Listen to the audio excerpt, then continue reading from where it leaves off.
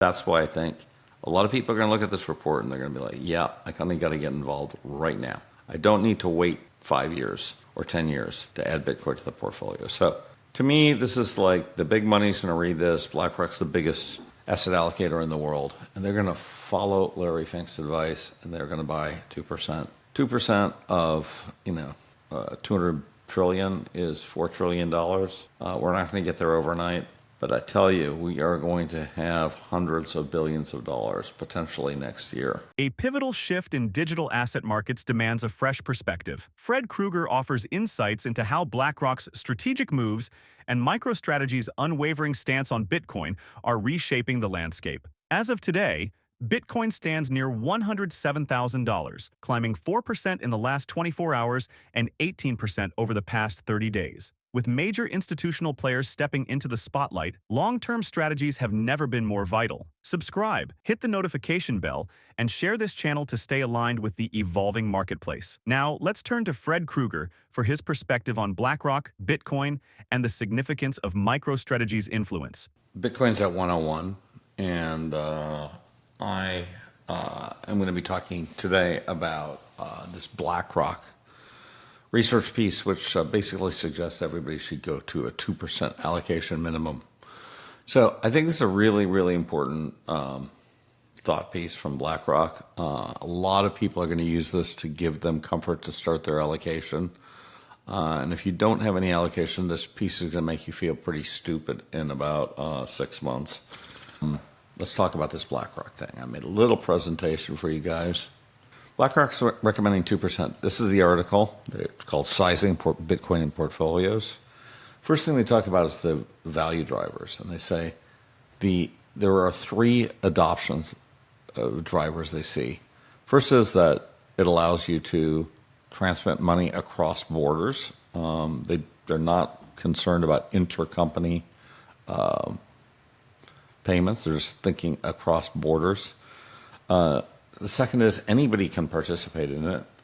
And the third is it's decentralized, and they're focusing on just the ability, no ability from governments, and specifically to increase supply. That's the way BlackRock thinks of this asset. I can think of 10 other reasons why you should buy Bitcoin.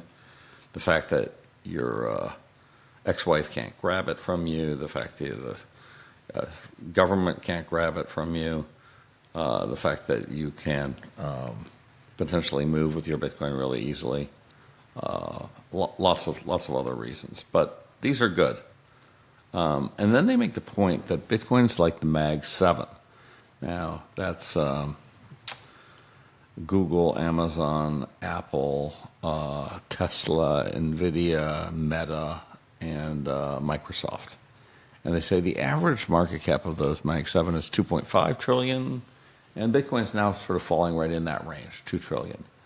And they make the case that they were sort of similar risk characteristics to adding, a 2% allocation of any one of those stocks or all 7 of those stocks to your portfolio. They say you should add Bitcoin. Now, I think it's really interesting for them to say, hey guys, this is now the Mag 7 plus Bitcoin. So this is like a new entrant.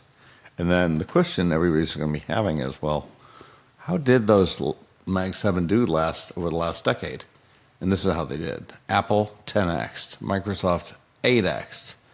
Google and Microsoft only 5 and 6x, but NVIDIA, 40x. Tesla, 60x. And Meta was the dog of them, at 4x. This is responsible for most of the growth of the stock market, or the U.S. stock market over the last decade. On average, these things have gone 19x. You kind of need to be long one of these things, and if it's Bitcoin is part of the new Mag 8, you've done just fine by being long NVIDIA. You don't have to be long Bitcoin, but you kind of need one of these kind of hot sauces in your portfolio. So this is the ultra-conservative portfolio, but they're saying at least 2% of one of these things or 2% of all these things. And I think they're sort of saying Bitcoin is really a new one, and it has one other characteristic, which is there's no correlation, right? So it's uncorrelated with any of these things. All of these Mag 7s are very correlated with each other. Bitcoin has no correlation, so they're sort of saying it belongs in everybody's portfolio. And then finally, they say, it could become less risky later. So you might want to put more later, but you're not going to get the bang for your buck that you have now. They specifically say that, once the adoption becomes widespread, you're no longer going to have a structural catalyst for further sizable price rise. So this is something where they see the opportunity is right now for the next 10 years. And, potentially in 2025. That's going to move the market up quite a bit. $200 billion should move the market up to, 300,000, 400,000. Sky's the limit, really. But you have to look at it over a decade. This is going to be an amazing decade to own Bitcoin. Earlier, Fred Krueger emphasized the transformative power of institutional capital, from BlackRock's entry to MicroStrategy daring strategy, all converging to drive Bitcoin's upward narrative. We'll now consider how macro forces and smart allocation can guide you toward more effective decisions. As higher valuations and bold corporate bets align, your ability to stay informed and agile can define your success. Let's hear Fred Krueger explain how to turn these shifting dynamics into meaningful opportunities. MSTR is at 398. Now, I'm talking about the fact that I went out and bought MSTR yesterday, and we now have what Puncher Jeff says. This will be called the Fred Pump. Then he says afterwards, he said, who cares? Get vertical. Been a while. Okay. And I said, yeah, it's definitely a Fred Pump. So why did I do this? Why did I buy MSTR? You know what? I think it's really over the last month, I've become completely convinced that there's a yield story for MSTR. And this is, people have said I'm a little late to the party. Really this yield became very apparent in the month of November, right? Because in November, MSTR went out. They raised $16 billion in fresh new money, and they used it to buy Bitcoin. They did it with a convertible bond, and they did it with a lot of at-the-money selling.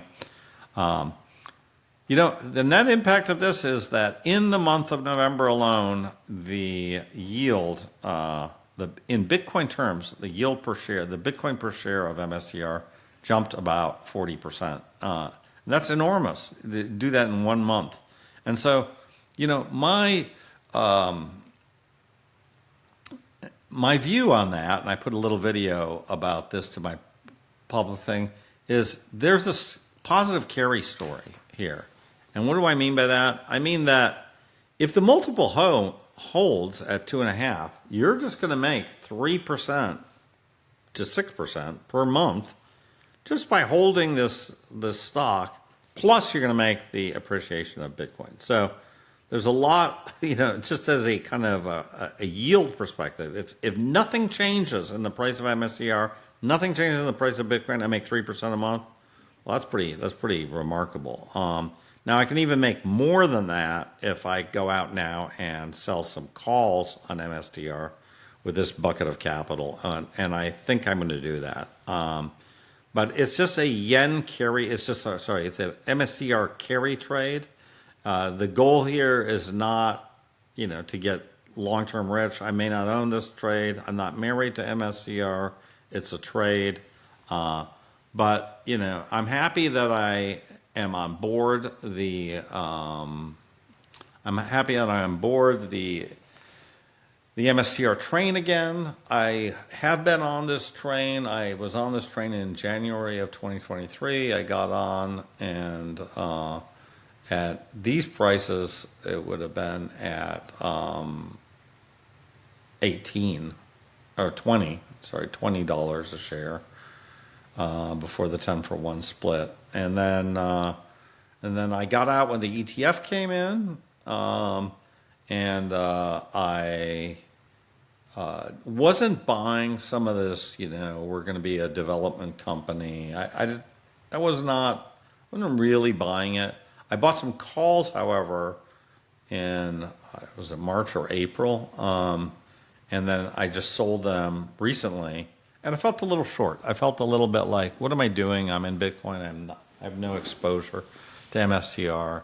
And now there's this very clear yield picture, which, to me at least, it wasn't as clear before the month of November. To watch the full interview, check out the link in the description. As we wrap up, remember that long-term success hinges on understanding institutional signals, trusting macro conviction, and refining your asset mix. We would love to hear your thoughts. How are you adjusting your portfolio as Bitcoin's institutional backing grows? What methods keep you steady and confident amid rapid market changes? Thank you for tuning in to Only the Savvy. If you enjoyed this conversation, please subscribe, like, and share our video for more forward-looking insights into the evolving landscape of decentralized finance and innovation.